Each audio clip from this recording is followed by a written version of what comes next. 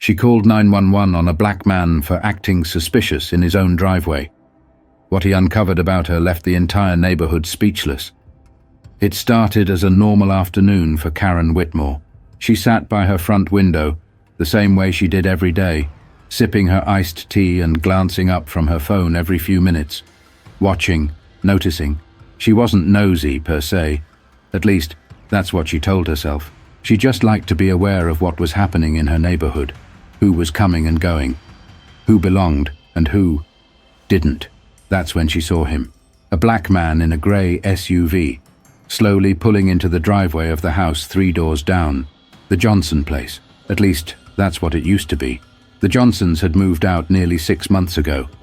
And as far as Karen knew, no one had bought the property yet. She leaned forward, pressing her lips together as she watched him step out of the car. He wasn't dressed like a delivery guy. No uniform, no clipboard. Just jeans, a navy sweater, and a calm, deliberate way of moving that made it seem like he had every right to be there. But Karen wasn't so sure. She squinted as he walked around to the trunk, pulled out a couple of boxes, and carried them toward the front door. Her fingers hovered over her phone. Should she call someone? Maybe he was with the realtor. Or maybe he was a contractor working inside. But she hadn't seen a for sale sign out front in weeks. Then she noticed something else. The man wasn't just dropping the boxes off. He pulled out a key. And when he slipped it into the lock, he stepped inside. Karen's pulse quickened. Her thumb hovered over her screen, tapping open her recent calls. It wasn't about race, she told herself. This was about safety. What if this man was squatting? What if he was trying to break in? The neighborhood had always been peaceful, and she wasn't about to let things spiral out of control. She hit 911. 911, what's your emergency? Karen exhaled sharply, keeping her eyes on the house. Yes. I'd like to report a suspicious person. A man just entered a vacant home on my street, and I don't think he's supposed to be there. The dispatcher's voice was calm. Can you describe the individual? Karen hesitated for half a second. Black male, medium build. He parked a grey SUV in the driveway and used a key to go inside. There was a slight pause. So, he used a key? Yes, Karen said quickly. But the house has been empty for months. I don't know if he's supposed to have it. The dispatcher asked for her name, her location, and a few more details before responding. We'll send an officer to check it out. Karen thanked them and hung up. She sat back, crossing her arms, feeling a strange mix of satisfaction and nerves. She wasn't accusing the man of anything. She was just making sure everything was in order. That's what a good neighbor did. A few minutes later, she heard the distant wail of sirens. A police cruiser rolled up to the house, stopping just behind the SUV. 2 officers stepped out, hands resting near their belts. Karen watched as the man emerged from the house, a look of confusion crossing his face as the officers approached. She couldn't hear what they were saying, but she saw the way his brows furrowed, the way his hands slowly lifted, palms up, like he was trying to explain something. The officers gestured toward his car, then toward the house. Karen leaned in closer, heart pounding. Then she saw something that made her stomach drop. The man reached into his back pocket and pulled out a set of papers, holding them up for the officers to see. One of them took the documents, glanced at them, and nodded. It didn't take long for the tension in their posture to shift. Within a minute, the officers had relaxed. The man gestured toward the door, and one officer even gave him a small nod before stepping back toward the cruiser. Karen's mouth went dry. Something was wrong. They weren't arresting him. They weren't even questioning him anymore. Instead, they were walking back to their car like it was nothing, like she had made a mistake. But Karen had no idea that this was only the beginning.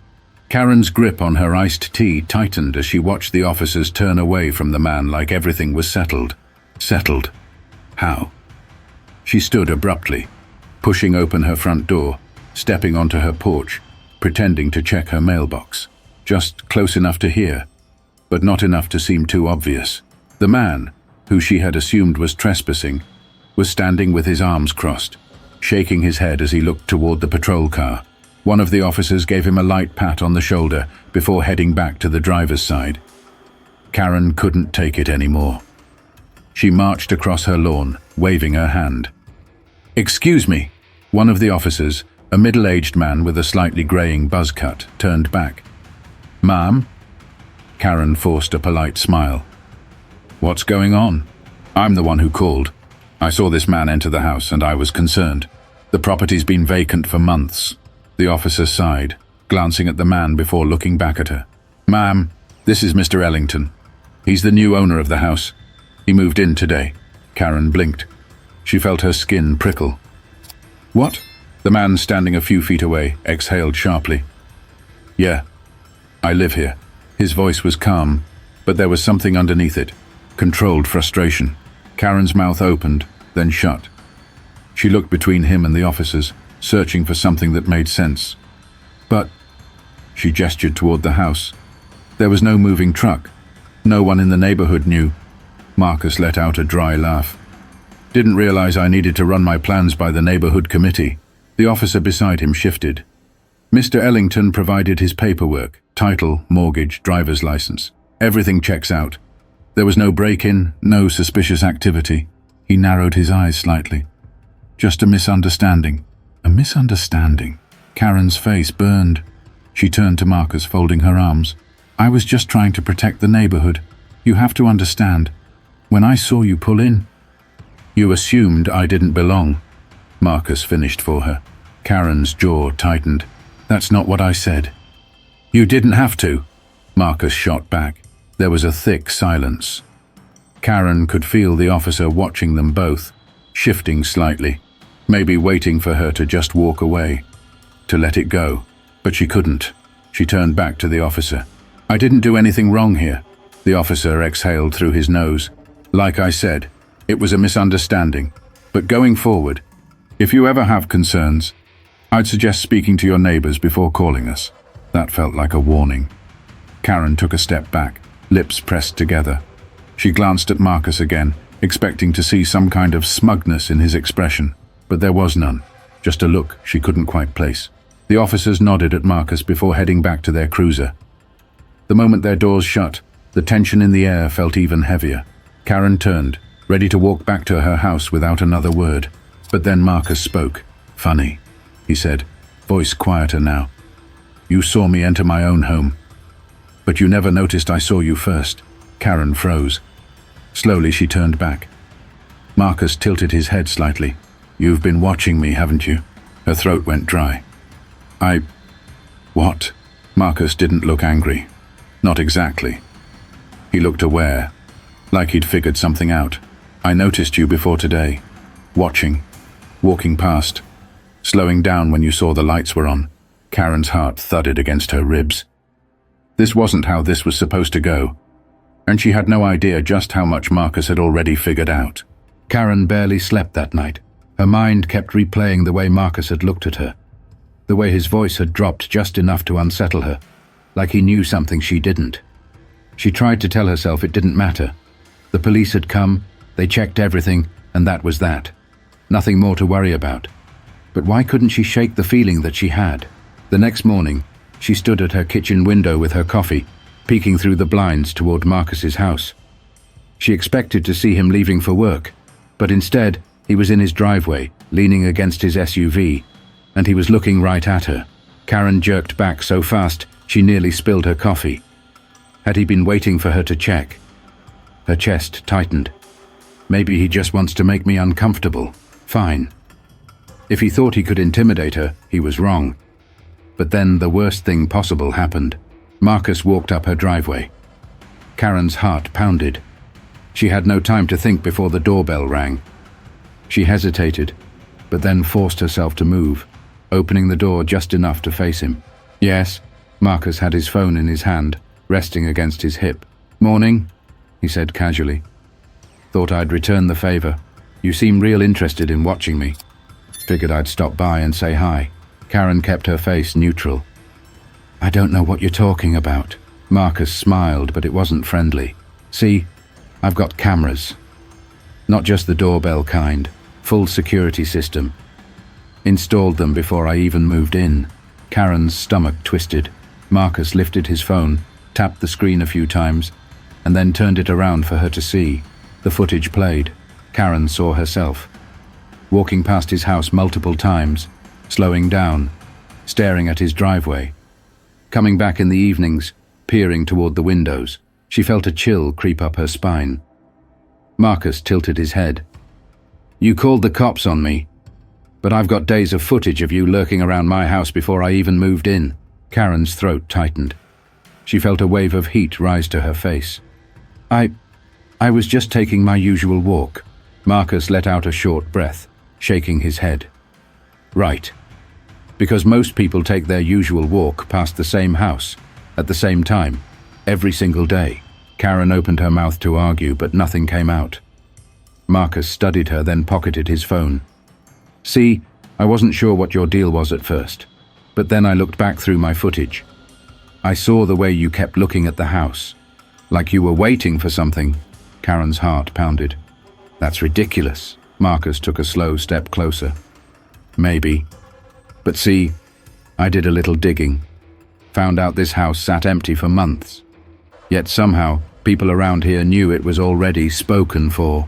Karen's lips parted, but Marcus continued. "Funny thing is, I was the only one who put in an offer. No one else. No counter bids. Just me." His eyes locked onto hers. "And yet my realtor told me later that there was some neighborhood chatter, that some people expected someone else to move in." Karen felt her breath hitch. Marcus nodded slightly. "What I want to know is, who exactly were you all waiting for?" The silence between them stretched. Karen could feel the weight of his words pressing down on her. She wanted to deny everything, to say it was all in his head, but somehow she knew he wasn't guessing anymore. And if he had figured all this out already, what else did he know? Karen shut the door the moment Marcus turned to leave. Her hands were shaking. She stormed into the kitchen, gripping the edge of the counter, forcing deep breaths in and out. This isn't happening. He had nothing on her. He was just trying to scare her, but deep down, she knew better. Marcus had proof. Proof that she had been watching his house for days. Proof that she had called the cops on him for no reason. And worse, he had figured out what no one was ever supposed to say out loud. That house wasn't meant for him. She had heard the whispers. The woman on the HOA board, Judy, had been casually mentioning at their last meeting that she was keeping an eye on who was buying up homes in the neighborhood. Not in an aggressive way, of course, just a concerned, community-oriented way. And yet, when the Johnson house went up for sale, there had been an unspoken assumption that the next owners would fit the neighborhood's aesthetic. Then Marcus bought it. And just like that, everything shifted. Karen grabbed her phone, opening her neighborhood group chat. She hesitated. If she messaged now, tried to warn Judy or anyone, it would look too obvious. But she had to do something, because Marcus wasn't letting this go. By the afternoon, the news had already spread. Karen heard it from her neighbor Linda first. A quiet, hesitant knock on the door. Karen pulled it open to find Linda clutching her phone like it had personally betrayed her. "Did you see this?" she asked, her voice a hushed whisper. Karen frowned. "See what?"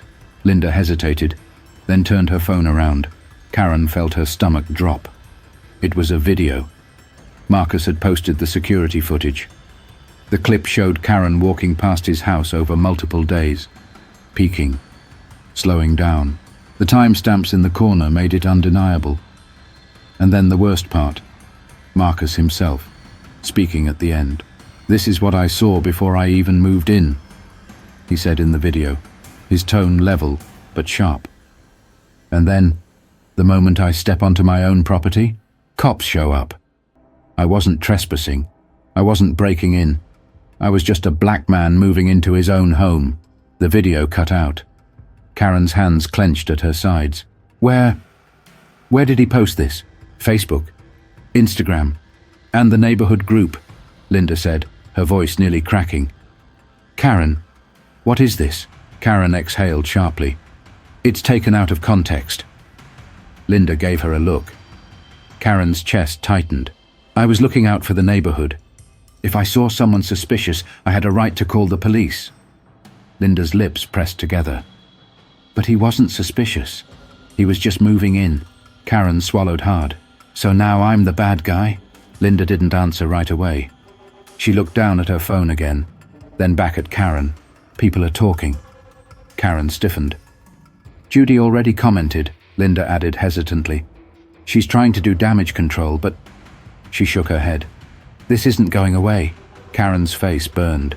Because Marcus had done exactly what she was afraid of. He had exposed everything. Not just what she did, but why she did it. And now, everyone knew. But the real fallout was only just beginning. Karen barely left her house for the next 2 days. She had never felt this kind of humiliation before. Not when her youngest son dropped out of college.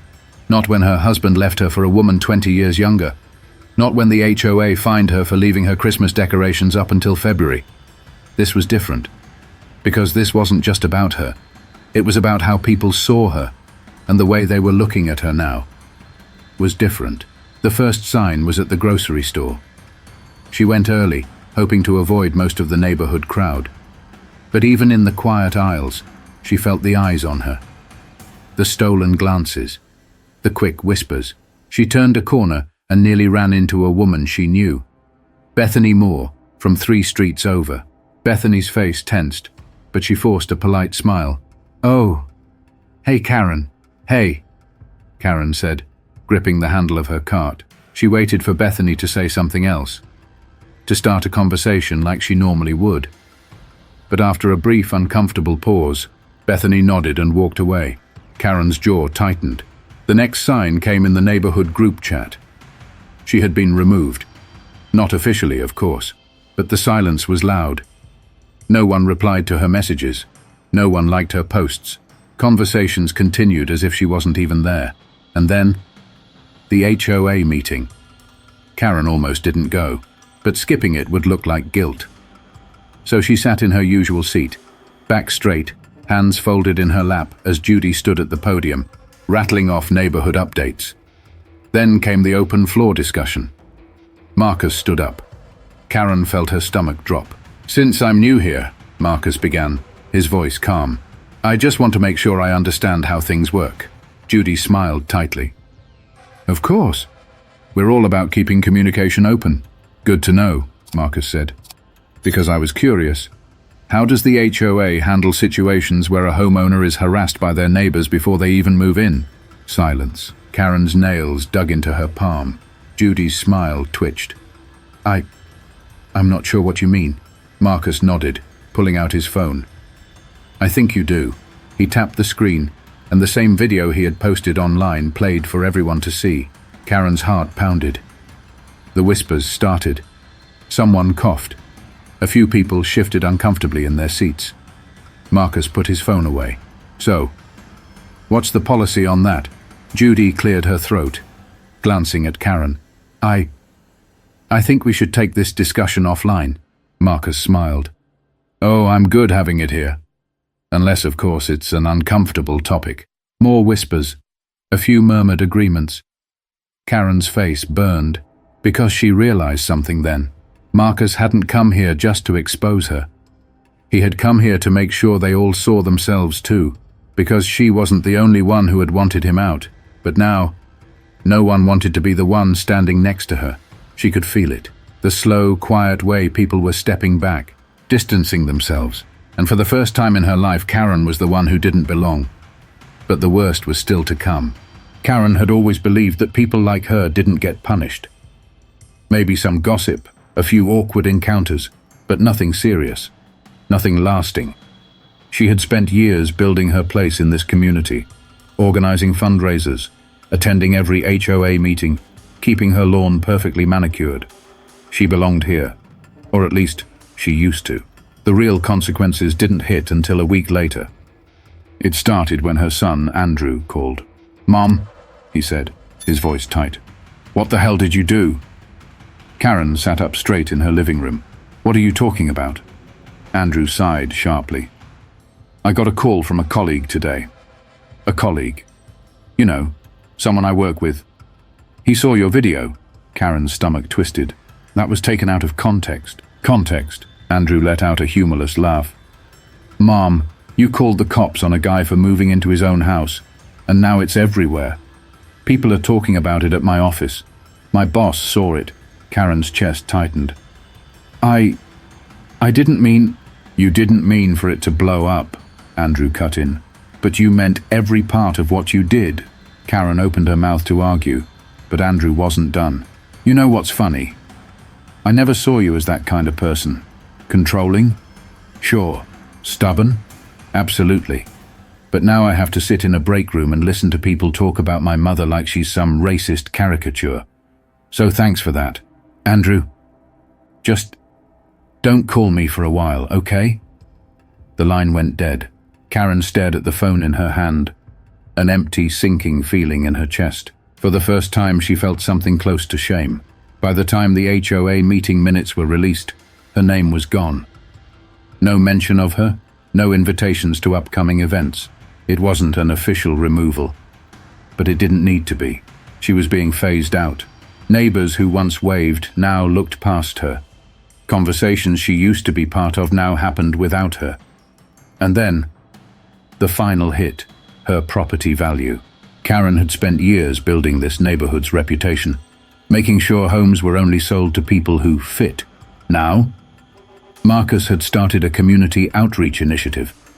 Local media picked up his story, framing him as a symbol of resilience against exclusionary practices.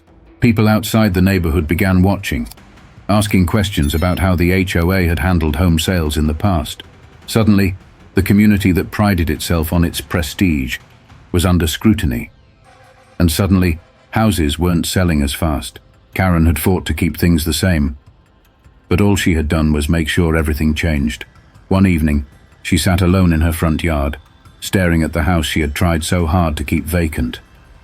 Marcus was outside, laughing with his sister as they carried in groceries. He glanced toward Karen's house. For a second, their eyes met. He didn't smirk. He didn't gloat. He just gave her a single, slow nod, not out of kindness, but acknowledgement. Karen looked away first.